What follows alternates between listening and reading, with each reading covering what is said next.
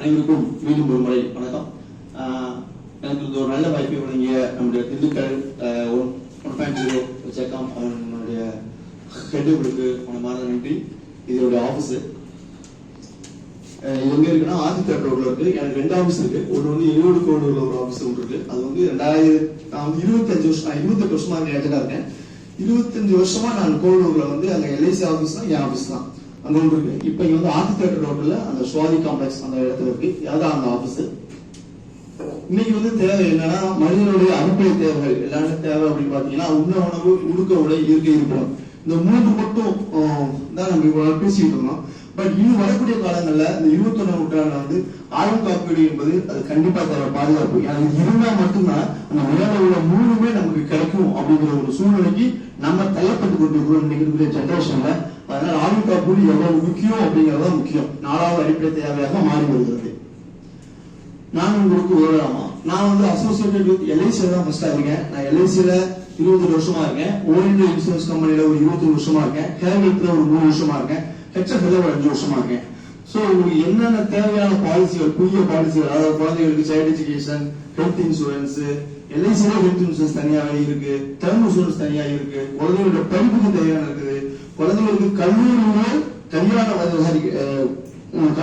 கல்யாண வரை இருக்கக்கூடிய பிளான்ஸ் எல்லாமே இருக்கு. அதே மாதிரி சர்வீஸ் ஆஸ்பெக்ட்ல உங்களுக்கு எல்லாருக்குமே அடுத்து சொல்ல வரேன். ஓரியன்ட் இன்சூரன்ஸ் கம்பெனி வந்து ஆக்சுவலா general insurance company for the motor insurance கொடுக்கலாம், 2 இருக்கு, 4 இருக்கு, நேமல் பாலிசிக்கும் கொடுக்கலாம். ஒரு சில விஷயங்களுக்கு பெரிய பெரிய கம்பெனிகளுக்கு அன்னேபிள் பாலிசிஸ் கொடுத்துட்டு இருந்தாங்க. இப்ப கவர்மெண்ட் கம்பெனில எதுவுமே அன்னேபிள் இன்சூரன்ஸ் பாலிசி கொடுக்கறது இல்லை. சோ அது இருக்குன்னு சொன்னேன், பட் அது இல்லைங்கிற ஒரு இதுன்னு சொல்றேன். ஓரியன்ட் இன்சூரன்ஸ் கம்பெனி மூலமா நீங்க வாங்கக்கூடிய எல்லா சர்வீஸும் இன்னைக்கு இங்க நீங்க பண்றது வந்து சித்தேஸ்கார்ல தான் உங்களுக்கு கையெழுத்து வச்சிருக்காங்க. சித்தேஸ்கார் இங்க நம்ம அந்த ரொம்ப பக்கத்துல இருக்கக்கூடிய அந்த 2 முதல்ல பிரைவேட்ல இருக்கு. இப்ப இதுல வந்து இல்ல. இப்ப ரீஜனல் மேனேஜர் வந்து எல்லாமே பேன் பண்ணிட்டாங்க. அது ஏன்னா 10 பேர் வெளியே போறாங்க, ஏதாவது ஒருத்தர் இறந்து போயிட்டாரு, அவருக்கு உள்ள ஒரு கிளைம் வாங்குறாங்க. கிளைம் இஷ்யூ அதிகம் வர்றதுனால இந்த பைனான்சியல் இருந்து அதை வந்து பேன் பண்ணியிருக்காங்க. இந்த கேல்கட் இன்சூரன்ஸ்ங்கிறது வந்து சார்பத்து, நீங்க சார்பத்தை பத்தி பேசுவோம். பட் நாங்க எல்லாமே கேல்கட்ங்கிறது வந்து ஆக்சுவலா வந்து சார்பத்து வந்து இந்தியா ஃபுல்லா இருக்கக்கூடிய மட்டும் தான் கிளைம் பண்ண முடியும். பட் கேல்கட்ல நீங்க வெளிநாட்டு டிஃபன் பண்ணா கூட வாங்கக்கூடிய வாய்ப்பு தான் இந்த கேல்கட் இன்சூரன்ஸ் இருக்கு. இன்னொரு பெரிய விஷயம், ஃபார் எக்ஸாம்பிள் ஒரு 50 லட்சம் ரூபாய்க்கு நான் ஒரு கேல்கட் இன்சூரன்ஸ் ஃபேமிலிக்கு எடுத்திருக்கேன் அப்படின்னு எடுத்தீங்கன்னா, ஒரு 5 வருஷம் கழிச்சு என்னுடைய இன்சூரன்ஸ் கவரேஜ் வந்து 3.5 கோடி 100 கோடி ரூபாய்க்கு இருக்கும். ஆனா நான் பணம் கட்டக்கூடிய பிரீமியம் வந்து 50 லட்சம் ரூபாய் பிரீமியம் தான் கொடுக்கும். கேட்டா உங்களுக்கு இன்சூரன்ஸ் கவரேஜ் வந்து ஒவ்வொரு வருஷம் கூட்டிகிட்டே இருக்கும். மேக்ஸிமம் 5 டைம்ஸ் 5 வருஷம் பிரீமியம் கட்டிட்டீங்கன்னாவே உங்களுக்கு 3 கோடி ரூபாய்க்கு வரைக்கும் இன்சூரன்ஸ் கவரேஜ், ஹெல்த் இன்சூரன்ஸ் கொடுக்கப்படும். அதே மாதிரி மியூச்சுவல் ஃபண்ட், சொத்து உருவாக்கம் அண்ணன் வந்திருக்காரு. ஆனா அவருக்கு தான் அவர் மியூச்சுவல் ஃபண்ட் உண்மைதான் எடுத்துக்கிறதுனால ஒரு கதை சொல்றேன் நான். பட் மியூச்சுவல் ஃபண்ட் என்ன அப்படின்னா, நம்ம லிக்விடிட்டி தேவைக்கு பயன்படுத்திக்கலாம், சொத்து உருவாக்கத்துக்கு பயன்படுத்திக்கலாம். அதை வந்து நீங்க ஒரு எஸ்ஐபி மூலியமாவோ செஞ்சு கொடுக்கறதுக்கும் என்னுடைய கம்பெனிகளுக்கும் செய்து கொடுக்கப்படும். ஆகவே நீங்க வாடிக்கையாளர் இல்லை இருந்தாலும் செய்வதில்லை, எந்த விதமான சர்வீஸ் சார்ஜ் நான் வாங்குறது கிடையாது. பட் உங்களுக்கு ப்ராப்பரா கைட்லைன்ஸ் பண்ணி ஒரு பாலிசியை சரண்டர் பண்ணணுமா வேணாம், ஃபோன் வாங்கி எந்த விதமான சர்வீஸா இருந்தாலும் வித்தவுட் காஸ்டா நான் பண்ணி கொடுக்குறேன் சர்வீஸோட. இது எல்ஐசியை பொறுத்தவரைக்கும் புதுசா பாலிசி எடுத்துக்கலாம், லோன் எடுத்துக்கலாம், பாலிசி டிரான்ஸ்பர், பிரீமியம், எல்லா சர்வீஸுமே பண்ணிக்கலாம் சார். எனக்கு எந்த விதமான சார்ஜஸும் கிடையாது. சேஞ்ச் ஆஃப் நாமினேஷன்ல மட்டும் ஒரே ஒரு சார்ஜஸ் மட்டும் வந்திருக்கு. இப்ப நான் கல்யாணம் முடிஞ்சிருக்கேன், என்னோட அம்மா இருக்கிறாங்க. கல்யாணம் முடிஞ்ச பின்னாடி என்னுடைய மனைவி சேர்க்கணும்னா நான் வந்து அதுக்கு மட்டும் ஒரு 118 ரூபாய் சார்ஜஸ் கட்டணும், அதுக்கு ஆபீஸ் சார்ஜஸ்க்கு. இன்கேஸ் ஆஃப் நாமினி போட்டவங்க இறந்து போயிட்டாங்கன்னா அவங்க அந்த டெத் சர்டிபிகேட் கொடுத்துட்டா சார்ஜஸ் கிடையாது. அதுதான் முக்கியமான ஒரு பாயிண்ட். எல்லாமே டூப்ளிகேட் பாண்ட் பாலிசி எல்லா சர்வீஸுமே நாங்க சிறப்பான முறையில் செஞ்சு கொடுக்கணும்.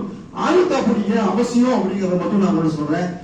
ரிஸ்க் கவரேஜ் வேணும். இப்ப எல்லா பேருமே நீங்க பிசினஸ் பீப்புள், நீங்க எவ்வளவுதான் கோடி கோடியா சம்பாதிச்சு வச்சிருந்தாலும் உங்களுக்கு தேவையான விஷயத்துல தேவையான நேரத்தில் கிடைக்கிறது வந்து இப்ப லிக்விடிட்டியாகவும் இருக்கும், இன்சூரன்ஸ் கவரேஜ் இருக்கும். ஃபார் எக்ஸாம்பிள் ஒரு கம்பெனி கொரோனா காலத்துல வந்து ஒரு கம்பெனி வந்து ஒரு மில்லுல வந்து பணம் கட்ட முடியாம கம்பெனி நடத்த முடியாம இருந்தாங்க. ஆனா வந்து கேட்டுக்கிட்டே அந்த பாலிசி எங்கிட்ட போடல, ஆனா பாலிசி வச்சிருக்கேன்னு சொன்னாரு. அன்னைக்கு சூழ்நிலைக்கு ஒரு 18 லட்சம் ரூபாய் பணம் வேணும், எனக்கு ஒண்ணுமே செய்ய முடியாது. நான் போய் அவர் கூப்பிட்டு எல்லா பாலிசி கொடுங்கன்னு சொன்னேன், கொடுத்தாரு. ஒரு 28 லட்சம் ரூபாய் அவருக்கு கிடைச்சிச்சு.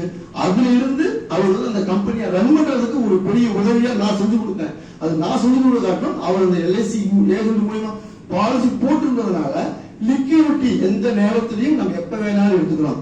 இந்த பில்டிங்கும் ஒரு சொத்து தான், எல்ஐசி பாலிசியும் ஒரு சொத்து தான். இந்த பாலிசியை பத்தி உடனே லோன் வாங்கினோம்னா ப்ராசஸிங் 2 or 3 months ஆகும். ஆனா என்னுடைய எல்ஐசி பாலிசி அதுவும் ஒரு அசட் தான். வித் 24 hours அதிகபட்சம். இது வரக்கூடிய காலங்களில் 2 years மட்டும் தான் இருக்கும்.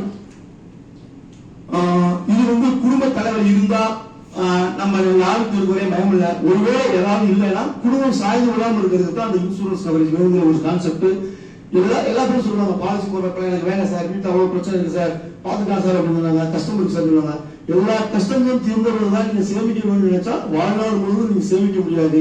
அதனால உங்க வருமானத்தினுடைய முதல் செலவு சேமிப்பாக இருக்கட்டும். அழுத்தப்படுங்கிறது வந்து அலட்சியமா சொல்லுவாங்க, தேவையில்லைமாங்க. ஆனா அந்த குடும்பத்தினர் இல்லாத பார்த்தா அந்த குடும்பம் எந்த அளவுக்கு கஷ்டப்படுங்கிறத நான் உணர்ந்திருக்கேன். என் தந்தை எனக்கு பிறகு 38 வயசு, எனக்கு 16 வயசு. நான் அந்த அளவுக்கு சிரமப்பட்டு வந்ததுனாலதான் இந்த லைஃப் இன்சூரன்ஸ் ஃபீல்ட வந்து நான் என்னுடைய பிளட்டாவே நினைச்சு நான் வேலை பார்த்துட்டு இருக்கேன். இளமையில் நீங்க இன்சூரன்ஸ் கவரேஜ் பொறுத்தவரை நீங்க இளமையில வேணாம்னு சொன்னீங்கன்னா முதுமையில் வந்து எல்ஐசி வந்து இன்சூரன்ஸ் கொடுக்க முடியாது. ஏன்னா உங்களுக்கு வந்து இளமையில வந்து ஹெல்த் இன்சூரன்ஸ் எல்லாமே நல்லா ஹெல்த் நல்லா இருக்கும். பட் ஆனா உங்களுக்கு கொடுக்கக்கூடிய சூழ்நிலை ஹெல்த்ல பிரச்சனை வந்துச்சுன்னா எல்ஐசி பாலிசி கொடுக்க முடியாது. இதுல வந்து உங்களுக்கு பிளான்ஸ் மட்டும் கொடுத்துருக்கேன், நான் சார்ட்ல வச்சிருக்கேன். ஒரே ஒரு விஷயம் தான் போடும். எல்ஐசி ஏஜென்ட் எல்லாம் பேசும்போது அதுல ஒருத்தர் சொன்னாரு என்னன்னா வந்து ஐஸ் விற்கிறவர், அதாவது கல்லு வண்டியில ஐஸ் விற்கிறவர் வந்து எல்ஐசி பாலிசி போட்டுருக்காரு. அவர் போடும்போது வீட்டுல இருக்கும்போது நிறைய திட்டிருக்காங்க, ஏன் காசுல சமைக்கிறது இதெல்லாம் தேவையா, இதெல்லாம் எதுக்கு போடுற அப்படின்னு சொல்லி நிறைய திட்டிருக்காங்க. அவர் திடீர்னு என்ன ஆச்சு, எல்ஐசி பாலிசி போட்ட 3வது வருஷத்துல அவர் இறந்து போயிடாரு. அதுக்கப்புறம் வீட்டுக்கு கவரேஜ் பண்ணா 50 லட்சம் ரூபாய் பணத்தை வந்து கிளைம் பண்ணி கொடுக்குறாரு. அந்த வீட்டுல இருக்கும்போது கண்ணீரோட அவர்கிட்ட அழுது சொல்றாங்க, இந்த மாதிரி 7 லட்ச ரூபாய் உங்களுக்கு கடன் இருக்குது, 7 லட்ச ரூபாய் கடன் நாங்க அடைக்கணும்னா ஆயுஷ்க்கும் நாங்க வேலை செஞ்சு அடைச்சா மட்டும்தான் முடியும். ஆனா இப்ப எனக்கு 50 லட்ச ரூபாய் பணம் கிடைச்சிச்சு. எனக்கு புருஷன் போகும்போது வந்து ஏன் இதெல்லாம் போட்டு காசு வீட்டு அடிக்கணும்னு சொல்லியிருந்தேன். ஆனா இப்ப எனக்கு முழு பாயிண்ட் இருக்கு, ரொம்ப நன்றின்னு அவன் கண்ணீர் மனது அழுது சொன்னப்பதான் எல்ஐசியோட அந்த ஏஜென்ட் வந்து சொல்லிட்டு நம்ம செய்யற வேலை எவ்வளவு ஒரு முக்கியமான வேலை பண்ணி அவர் சொல்லும் போது என்கிட்ட சொல்லும் போது கிட்ட அவர் அவரோட கண்ணெல்லாம் கரைஞ்சிச்சு. எனக்கும் அது கேட்டப்போ அது கண்ணு எல்லாம் கரைஞ்சிச்சு. இவ்வளவு முக்கியமான ஒரு விஷயத்த கண்டிப்பா நம்ம மக்கள்கிட்ட சொல்லியே ஆகணும் அப்படின்றத நான் அப்ளை பண்ணிருக்கேன். இப்போ என்னுடைய ஆபீஸ் ஸ்டாஃப்ஸ், நானு இங்க இருக்கிற அந்த 2 பேருமே ஆபீஸ் ஸ்டாஃப் அவங்க சின்சியரா பண்ணுவாங்க.